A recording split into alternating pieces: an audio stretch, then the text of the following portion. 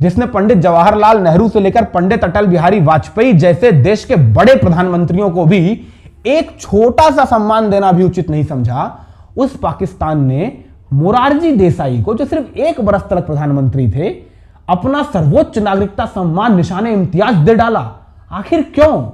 मोरारजी से ऐसा कौन सा लगाव था पाकिस्तान को? यह बरस 1927 था जब समूचे उत्तर पूर्वी गुजरात में सांप्रदायिक तनाव चरम पर नजर आ रहे थे और ऐसे हालातों में आती है गणेश चतुर्थी। जाहिराना तौर से गणेश चतुर्थी के पूजन के दौरान किसी अप्रिय घटना के अंदेशे से बचने के लिए प्रशासन अलर्ट पे था, खास तौर से उत्तर पूर्वी गुजरात के हिस्सों में, जहां प्रशासन ने हर छोटे बड़े कस्बे में एक विशेष पुलिस अधिकारी की नियुक्ति की हुई थी। और इसी सिलसिले में गोधरा में तैनात पुलिस अधिकारी जियाउलुद्दीन के सुरक्षा घेरे में गोधरा के गणेश मंदिर से निकलती है एक गणेश यात्रा, और जियाउलुद्दीन के सकुशल नेतृत्व के चलते ही यात्रा में कोई विघ्न नहीं पड़ा। यात्रा सकुशल घनी मुस्लिम आबादी के इलाकों से भी पार हुई और अपने गंतव्य तक पहुंची, जिसके बाद यात्रा में पधारे हुए श्रद्धालु अपने अपने घरों की ओर रवाना हो गए। मगर तभी इस यात्रा से अपने अपने घरों की ओर जाते श्रद्धालुओं पर दंगाइयों ने हमले कर दिए, बेरहमी से पीटा श्रद्धालुओं को, जिससे कई श्रद्धालुओं की जानें भी चली गईं। समूचे गोधरा में हालात तनावपूर्ण हो गए। एसडीएम के हाथों में जिम्मेदारी थी इस समूचे घटनाक्रम की रिपोर्ट जिला अधिकारी चेटफील्ड के पास पहुंचाने की, जिसके बाद मौके पर तैनात एसडीएम मोरारजी देसाई ने पुलिस अधिकारी जियाउलुद्दीन के बयानों, कई पुलिस कर्मियों के बयानों, कई पीड़ितों के बयानों को ध्यान में रखते हुए एक रिपोर्ट तैयार की जो पूर्णतः सत्य घटना पर आधारित थी। मगर जब यह रिपोर्ट जिला अधिकारी चेटफील्ड की मेज पे पहुंची तो चेटफील्ड ने इस रिपोर्ट को सिरे से खारिज कर दिया। चेटफील्ड ने एसडीएम मोरारजी देसाई पर यह दबाव बनाया कि वो ऐसी रिपोर्ट तैयार करें जिसमें वो श्रद्धालु ही हमलावर जान पड़े, वो निर्दोष न सिद्ध हो बल्कि असल दोषी वही दिखाई पड़े। मगर मोरारजी किसी भी सूरत में ऐसी रिपोर्ट तैयार करने वाले नहीं थे। उन्होंने चेटफील्ड को सिरे से इंकार किया, जिसके बाद अंग्रेजी प्रशासन की ओर से तत्कालीन एसडीएम मोरारजी देसाई के खिलाफ जांच समिति बैठ गई। मोरारजी भली भांति जानते थे उनकी इस बगावत का एक ही हश्र होगा, उन्हें नौकरी से निकाल दिया जाएगा, वो भी किसी न किसी संगीन आरोप के चलते। तो अपने ऊपर आरोपों के छींटे लगवाने से बेहतर है खुद ही नौकरी से त्यागपत्र दे दिया जाए। मोरारजी ने नौकरी से त्यागपत्र दिया और गांधी की सदारत में स्वातंत्र समर में अपनी आहुति देने के लिए प्रस्तुत हो गए। गांधी ने 1930 का सविनय अवज्ञा किया, डांडी मार्च किया। इन तमाम आंदोलनों में मोरारजी ने सक्रिय रूप से न सिर्फ भूमिका निभाई बल्कि करीब 2.5 से 3 वर्षों का अंग्रेजी कारावास भी झेला। निश्चित रूप से चूंकि मोरारजी एक उप जिलाधिकारी के पद पर तैनात रह चुके थे, इसलिए उन्हें अंग्रेजी विभागों के बारे में बड़ी गहरी समझ थी, पढ़े लिखे थे, जिसके चलते कांग्रेस के नेताओं के बीच उनकी जगह बहुत जल्दी बनने लगी थी। खासतौर से सरदार पटेल की निगाह में वो बहुत जल्दी आ गए थे, जिसके बाद सरदार पटेल ने उन्हें गुजरात प्रदेश कांग्रेस समिति का सचिव बनाया। बरस 1935 आते आते वो अध्यक्ष बन गए और जब बरस 1935 के भारत अधिनियम के तहत बरस 1937 में तमाम सूबों के चुनाव हुए तो बंबई प्रेसिडेंसी की नॉर्थ मुंबई सीट से चुनकर मोरारजी कांग्रेस की तरफ से सदन भी पहुंच गए, जिसके बाद बंबई प्रेसिडेंसी की बनी कांग्रेस सरकार के भीतर उन्हें गृह मंत्री का पद सौंपा गया। मगर फिर 1940 में द्वितीय विश्व युद्ध के मसले पर जब तमाम सूबों की कांग्रेस सरकारों ने इस्तीफे दिए तो मोरारजी ने भी अपने गृह मंत्री के पद से त्यागपत्र दे दिया। बरस 1942 का भारत छोड़ो आंदोलन आया, मोरारजी ने सक्रिय भूमिका निभाई, जिसके चलते मोरारजी को 3 बरस का कारावास भी झेलना पड़ा। जब बरस 1947 में भारत आजाद हुआ तब मोरारजी राष्ट्रीय फलक के जाने माने सितारे बन चुके थे। तो मोरारजी को 1952 के पहले लोकसभा चुनावों के बाद बंबई प्रेसिडेंसी का मुख्यमंत्री बना दिया गया। जब भाषाई आधार पर राज्यों का बंटवारा हुआ और बंबई प्रेसिडेंसी से 2 अलग अलग सूबे तैयार हुए, एक महाराष्ट्र, गुजरात, तब मोरारजी देसाई की मंशा के अनुरूप गुजरात के भीतर उनकी पसंद का मुख्यमंत्री ना बनाकर नेहरू ने अपनी पसंद का मुख्यमंत्री कुर्सी पर तैनात किया और मोरारजी को केंद्रीय मंत्रिमंडल में बतौर वित्त मंत्री शामिल किया। अब मोरारजी के पास कोई चारा तो था नहीं, तो मन में थोड़ी बहुत खिन्नता लिए ही सही मगर नेहरू की बात मान उन्हें दिल्ली आना पड़ा। यकीनन यह कांग्रेस संगठन के भीतर मोरारजी के लिए पहली शिकस्त थी मगर आखिरी नहीं, क्योंकि इसके बाद तो मानो एक सिलसिला सा शुरू हो गया जिस सिलसिले के तहत बार बार मोरारजी के महत्वाकांक्षी सपनों के पर कतरे जाते, कभी नेहरू की मौत के बाद प्रधानमंत्री बनने का सपना टूट जाता, तो कभी शास्त्री की मौत के बाद दोबारा प्रधानमंत्री बनने का सपना कामराज की वजह से चकनाचूर हो जाता। और हद तो तब हो गई जब प्रिवी पर्सेस, बैंकों के राष्ट्रीयकरण और राष्ट्रपति चुनाव जैसे मसलों पर विरोध के चलते प्रधानमंत्री इंदिरा गांधी ने मोरारजी देसाई को अपनी कैबिनेट के भीतर से भी बाहर का रास्ता दिखा दिया, उनसे उनका वित्त मंत्रालय छीन लिया।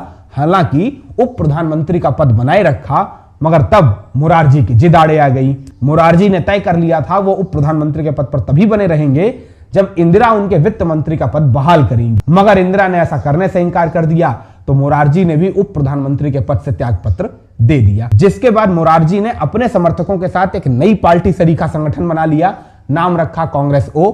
यह असल में कांग्रेस का ही एक हिस्सा हुआ करता था, जिससे मोरारजी देसाई और उनके समर्थकों ने इंदिरा को बाहर निकाला था। मगर जैसे तैसे भी 1969 में राष्ट्रपति चुनाव के मसले को लेकर कांग्रेस स्पष्ट रूप से दो फाड़ हो चुकी थी। एक इंदिरा गांधी के नेतृत्व वाली कांग्रेस, कांग्रेस आर, और एक मोरारजी देसाई के नेतृत्व वाली कांग्रेस, यानी कांग्रेस ओ। दोनों पार्टियां 1971 के लोकसभा चुनाव में एक दूसरे के आमने सामने आती हैं, जहां कांग्रेस ओ के यानी मोरारजी देसाई के नेतृत्व वाली पार्टी के परखच्चे उड़ जाते हैं। इंदिरा की लोकप्रियता की आंधी में मानो मोरारजी के सियासी सपने धुआं बन के रह गए थे। फिर बरस 1975 आता है, देश में आपातकाल लगता है, इंदिरा अपने विरोध कर रहे तमाम नेताओं को जेल के भीतर भेजती हैं, तो मोरारजी को कैसे बख्शती? मोरारजी को भी कारावास की सजा होती है, जिसके बाद 18 मार्च 1977 के रोज जब तमाम सियासी चेहरों की कारागार से रिहाई कराई गई, तब मोरारजी भी कारावास से बाहर निकलते हैं। जिसके बाद नए सिरे से इंदिरा को सत्ता से हटाने की कवायद शुरू होती है। जयप्रकाश नारायण के नेतृत्व तले जनता पार्टी बनती है, जिस जनता पार्टी में मोरारजी भी अपने संगठन कांग्रेस ओ के साथ शामिल होते हैं। बरस 1977 के लोकसभा चुनाव होते हैं, जिसमें जनता पार्टी को पूर्ण बहुमत मिलता है। बारी प्रधानमंत्री चुनने की आती है, तो जनता पार्टी के भीतर दो नाम सबसे ऊपर नजर आते हैं, पहला मोरारजी देसाई, दूसरा जगजीवन राम। मगर किस्मत इस दफा भी मोरारजी को दगा ही देने वाली थी। चूंकि समूची जनता पार्टी के संगठन के भीतर जगजीवन राम के लिए बहुमत साफ तौर से नजर आ रहा था, कोई भी नेता मोरारजी के नाम पर सहमत नहीं था। शायद इसकी वजह मोरारजी का व्यवहार हो या बातें जो भी हो, मगर जगजीवन राम का प्रधानमंत्री बनना लगभग सुनिश्चित हो चुका था। मगर ऐन मौके पर मोरारजी की तकदीर का पासा पलटने, मोरारजी की किस्मत की लकीर बदल देने के लिए जयप्रकाश नारायण सामने आते हैं। तो जेपी की पुकार के चलते मोरारजी को प्रधानमंत्री पद की कुर्सी सौंप दी जाती है। मोरारजी देसाई देश के पहले गैर कांग्रेसी प्रधानमंत्री बनते हैं। हालांकि वो जिस पार्टी के प्रधानमंत्री थे, उसे एक पार्टी कहना तो उचित होगा नहीं। वो कहीं का ईंट कहीं का रोड़ा, भानुमति का कुनबा जोड़ा वाला भानुमति का कुनबा ही था, जिसे एक ना एक दिन तो टूटना ही था। तो बरस डेढ़ बरस के भीतर भीतर ही वो कुनबा छिन्न भिन्न हो गया और मोरारजी देसाई केवल एक बरस के प्रधानमंत्री बनकर ही रह सके। मगर आपको जानकर आश्चर्य होगा कि बरस 1988 में मोरारजी को सर्वोच्च नागरिकता सम्मान मिलता है, वो भी अपने देश का नहीं, पड़ोसी मुल्क का, पाकिस्तान का। वो पाकिस्तान जिसने पंडित जवाहरलाल नेहरू से लेकर पंडित अटल बिहारी वाजपेयी जैसे देश के बड़े प्रधानमंत्रियों को भी एक छोटा सा सम्मान देना भी उचित नहीं समझा, उस पाकिस्तान ने मोरारजी देसाई को, जो सिर्फ एक बरस तक प्रधानमंत्री थे, अपना सर्वोच्च नागरिकता सम्मान निशाने इम्तियाज दे डाला। आखिर क्यों? मोरारजी से ऐसा कौन सा लगाव था पाकिस्तान को? इसका जवाब हम आपको दिए देते हैं। असल में इसका जवाब छुपा हुआ है एक कहानी के भीतर। वो कहानी जो शुरू होती है पाकिस्तान की रावलपिंडी की एक सैलून की दुकान से। सैलून यानी बाल काटने वाले नाई की दुकान, जहां तमाम लोग सुबह सुबह बिल्कुल हिंदुस्तान की तरह बाल कटाने पहुंचे थे। रेडियो पे खबर चल रही थी, सेना प्रमुख जियाउल हक के तमाम तानाशाही फैसलों पर विचार विमर्श चल रहा था। मगर नाई को सियासत से क्या लेना देना, उसका काम तो बस बाल काटना था। उसने लोगों के बाल काटे, शाम को झाड़ू लगाई, सारे बाल का कचरा उठा के दुकान के बगल में रखे कूड़ेदान में फेंका, शटर डाउन किया और शाम होते ही अपने घर लौट गया। रात करीब 8-9 बजे थे कि अचानक आसपास टहलते हुए लोगों ने देखा 3-4 लड़के आते हैं और इस नाई की दुकान के बाहर पड़े कूड़ेदान में हाथ डालने लगते हैं। अगल बगल के लोगों को समझ नहीं आया रात के 9 बजे ये लोग कूड़ेदान में क्या कर रहे हैं। लोगों को लगा कुछ गिर विर गया होगा, कोई ग्राहक होगा। और वो 4 लड़के कूड़ेदान में से कुछ बाल के टुकड़े निकालते हैं, जेब में भरते हैं और चुपचाप चले जाते हैं। असल में ये 4 लड़के कोई और नहीं, भारतीय खुफिया एजेंसी रॉ के जासूस थे, जो उस रोज नाई के कूड़ेदान में से लोगों की बालों के कतरन का सैंपल लेने आए थे। क्यों लेने आए थे? क्योंकि उन लड़कों को इन बालों का रेडिएशन टेस्ट लेना था। रेडिएशन टेस्ट क्यों लेना था? ताकि पता लगाया जा सके कि क्या इस दुकान पर बाल कटवाने आए ग्राहकों में से कोई ग्राहक आसपास किसी परमाणु संलयन कार्यक्रम से जुड़ा तो नहीं हुआ है। परमाणु संलयन कार्यक्रम?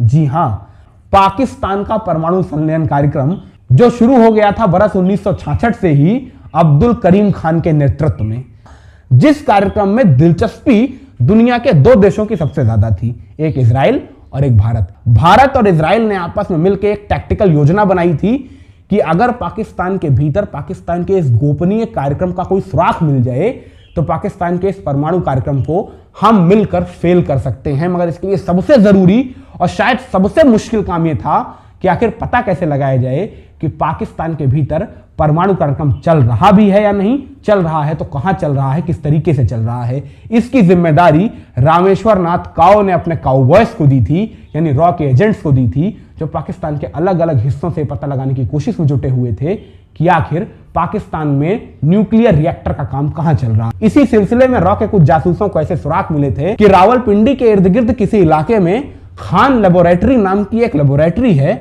शायद उसी लेबोरेटरी के भीतर पाकिस्तान अपना न्यूक्लियर कार्यक्रम संचालित कर रहा है। मगर अब दूसरा सवाल था, रावलपिंडी के इर्द गिर्द कहां? तो रॉ के जासूसों ने नाई की दुकान पर आने जाने वाले कस्टमर्स पर निगरानी शुरू कर दी, जिसके बाद चंद महीनों के भीतर रॉ के जासूसों ने यह पता लगा लिया कि असल में रावलपिंडी से चंद किलोमीटर दूर सुदूर हिंदुकुश की पहाड़ियों के भीतर कहूटा नाम के एक छोटे से कस्बे में है यह खान लेबोरेटरी, जहां पाकिस्तान अपना न्यूक्लियर कार्यक्रम संचालित कर रहा है। मगर अब इसके बाद सबसे बड़ी परेशानी यह थी कि इस कहूटा लेबोरेटरी का मैप कैसे मिले, पता कैसे लगे यहां क्या सुरक्षा व्यवस्था है, किस तरीके से सुरक्षा के इंतजाम किए गए हैं, कहां असल न्यूक्लियर टेस्ट किया जा रहा है, ताकि लेबोरेटरी के भीतर हमला करने की सुनिश्चित जगह का पता तो लग सके, तभी तो हमला कर पाएंगे। जिसके बाद रॉ के जासूसों ने दोबारा अपनी मेहनत शुरू की और आखिरकार कई महीनों की मेहनत के बाद रॉ के जासूसों को पाकिस्तान की इस कहूटा न्यूक्लियर लेबोरेटरी का समूचा नक्शा मिल चुका था। मगर सबसे बड़ी समस्या यह थी कि वो नक्शा जिस शख्स के पास था, वो शख्स रॉ के जासूसों से करीब $10,000 की रकम मांग रहा था ये नक्शा देने के लिए। $10,000 यानी आज के करीब 8 से 9 लाख रुपए। ये रकम इतनी ज्यादा थी कि प्रधानमंत्री के हस्ताक्षर होने बेहद जरूरी थे। तो रॉ के जासूसों ने अपने बॉस यानी रामेश्वर नाथ काओ के नाम संदेशा भेजा। रामेश्वर नाथ काओ अपने काउबॉयज का संदेशा लेकर समूची जानकारी के साथ प्रधानमंत्री के आवास पहुंचते हैं, अपने जासूसों के द्वारा दी गई समूची जानकारी साझा करते हैं और इसके बाद प्रधानमंत्री से आग्रह करते हैं कि वो 8 लाख रुपए सैंक्शन करने की कृपा करें। मगर सामने बैठे मोरारजी ने टका सा जवाब देते हुए काओ को वापस कर दिया। कहा, मैं 1 चवन्नी भी नहीं दूंगा, 1 रुपया भी नहीं दे सकता हूं। काओ ने जब इसका कारण पूछा तो मोरारजी ने काओ को झड़कते हुए कहा, अरे मैं नहीं चाहता, बस पाकिस्तान के आंतरिक मामलों में आप दखल मत दीजिए। काओ ने मोरारजी को समझाते हुए कहा, यह पाकिस्तान का आंतरिक मामला नहीं है, यह भारत की सुरक्षा से जुड़ा हुआ विषय है। मगर मोरारजी थे कि कुछ सुनने को तैयार ही नहीं थे। असल में इसके पीछे भी मोरारजी का वही जिद्दी और अड़ियल रवैया था। दरअसल जब बरस 1969 में मोरारजी इंदिरा के कैबिनेट में थे और इंदिरा ने रामेश्वर नाथ काओ के नेतृत्व में एक नई खुफिया एजेंसी रॉ का निर्माण किया था, उसी वक्त से मोरारजी रॉ के गठन के खिलाफ हो चुके थे। उस वक्त तो यह खिलाफत महज इंदिरा के फैसले की खिलाफत थी, मगर आहिस्ता आहिस्ता वो ख्याल इतना दृढ़ होता गया कि रॉ के लिए वो खींच नफरत में तब्दील होती गई। माने मोरारजी ने अपने मानस में ऐसी कल्पना गढ़ रखी थी कि रॉ केवल इंदिरा विरोधियों के पर कतरने के लिए थी, रॉ का कोई खास काम नहीं है, रॉ केवल विवाद बढ़ाती है। यही नहीं, मोरारजी ने तो अपने जहन में यहां तक कल्पना कर ली थी कि इंदिरा ने आपातकाल में जनता पार्टी के नेताओं की जासूसी रॉ के जरिए कराई है। इसीलिए मोरारजी ने तय कर लिया था कि जब वो प्रधानमंत्री बनेंगे तब सबसे पहले रॉ के पर कतरेंगे, और इसकी शुरुआत उन्होंने प्रधानमंत्री बनते ही कर दी थी। प्रधानमंत्री बनने के तत्काल बाद मोरारजी ने रॉ का बजट आधा कर दिया था। और इसी सिलसिले में जब रामेश्वर नाथ काओ उनके पास ये प्रस्ताव लेकर आए तो उन्होंने काओ को 8 लाख रुपए देने से न सिर्फ इंकार किया, बल्कि बिल्कुल रूखे स्वर में काओ को अपने दफ्तर से जाने के लिए कह दिया। मोरारजी का व्यवहार काओ को इतना अपमानजनित लगा था कि काओ ने तत्काल अपने पद से इस्तीफा दे दिया था, यह कहकर कि जब प्रधानमंत्री को मेरी क्षमताओं पर भरोसा ही नहीं है, मेरे संगठन की नीयत पर भरोसा नहीं है, तो मैं प्रधानमंत्री के अंदर इस संगठन का नेतृत्व नहीं संभाल सकता हूं। मगर यहां तलक होता तो फिर भी कुशल माना जा सकता था, मगर मोरारजी ने तो हद ही पार कर दी। मोरारजी ने काओ द्वारा मिली इस खुफिया जानकारी को पाकिस्तानी तानाशाह जियाउल हक के साथ साझा कर लिया। जियाउल हक के साथ मोरारजी एक रोज फोन पर गुफ्तगू कर रहे थे, जिस गुफ्तगू के दौरान मोरारजी ने ही जियाउल हक से कह दिया कि हमें पता चल चुका है कि आपका नाभिकीय संलयन कहां चल रहा है, कैसे चल रहा है, हम सब जानते हैं। मोरारजी का इतना कहना था कि वो तो पाकिस्तानी आर्मी जनरल सारा माजरा आसानी से समझ गया कि रॉ के जासूस होंगे जिन्होंने ये जानकारी बटोरी होगी और भारतीय प्रधानमंत्री ने हमें ये जानकारी सुपुर्द कर दी है। अब अगर इतनी खुफिया और महत्वपूर्ण जानकारी भारतीय प्रधानमंत्री के द्वारा ही पाकिस्तानी सैनिक तानाशाह को दे दी जाएगी, तो पाकिस्तानी सैनिक तानाशाह तो वही करेगा जो जियाउल हक ने किया। ढूंढ ढूंढ कर रॉ के एक एक जासूस को पाकिस्तान के भीतर पकड़ पकड़ कर मारा, समूचे रॉ का नेटवर्क ध्वस्त कर दिया। वो नेटवर्क जो काओ ने बड़ी मेहनत से दशकों दशक में पाकिस्तान के भीतर रचा बुना था, जिससे पाकिस्तान के भीतर से हर एक खबर छन छन कर हिंदुस्तान आ जाती थी, मगर एक झटके में मोरारजी की फोन पर पाकिस्तानी सैनिक तानाशाह को दी हुई इस एक खबर के चलते रॉ का समूचा नेटवर्क, दशकों दशक की मेहनत धुआं होकर रह गई थी। ना जाने कितने रॉ के जासूसों को पकड़ा गया, वहां मारा गया, ना जाने कैसी कैसी जातियां की गई। खैर, इतिहास के पन्नों की वो इबारतें जो जब जब पढ़ी जाती हैं महज दर्द, टीस और पीड़ा ही दे जाती हैं। ऐसी पीड़ा इसका कोई निदान नहीं हो सकता है। और कई रिपोर्ट्स ऐसा दावा करती हैं कि चूंकि मोरारजी देसाई के द्वारा ही जियाउल हक को इतनी महत्वपूर्ण जानकारी दी गई थी, तो शायद इसी वजह से जियाउल हक ने मोरारजी देसाई को निशाने इम्तियाज यानी पाकिस्तान का सर्वोच्च नागरिक सम्मान अता फरमा दिया था। अन्यथा मोरारजी का पाकिस्तान के लिए किया गया कोई और एहसान किसी और को तो याद नहीं है। तो चलिए, चंद लम्हों के लिए ही सही, अलविदा कहने का वक्त आ गया है। फिर मिलेंगे किसी नए किरदार की किसी नए कहानी के साथ।